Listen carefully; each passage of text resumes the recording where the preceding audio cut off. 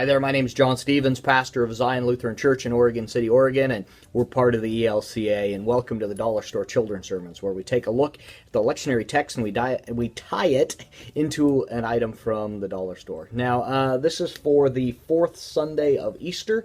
We're looking at John 10, and Jesus mentions about how the sheep hear his voice, and his followers know his voice, and this idea of listening. And I believe the Psalm is Psalm 23 for this Sunday as well.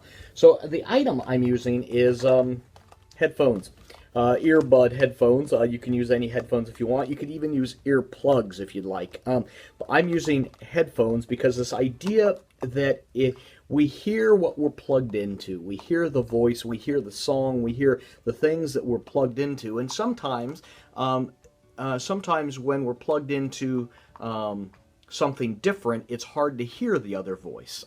Like I'm thinking about when I have my headphones on and my kids talk to me, I have a hard time hearing. I have a hard time listening because I'm hearing other things and it's hard for me to focus. And the idea that here, we can have the headphones in, but if we're plugged into the source, if we're plugged into God, if we're plugged into God's Word and God's grace, that it's easier to hear the voice. And we can hear the voice of Jesus calling us.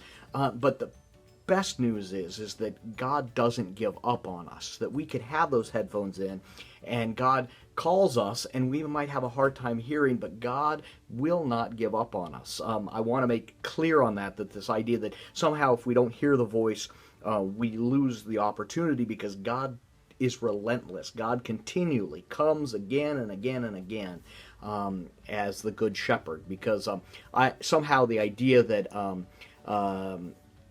if a shepherd called the sheep and they didn't hear and then just went on its way, that wouldn't make a very good shepherd. The Good Shepherd is the one that seeks out the lost. The Good Shepherd is the one that makes sure that God's voice is heard. And so this is the item I'm using, and hope that this can be a springboard for your own thinking around your children's sermon this week.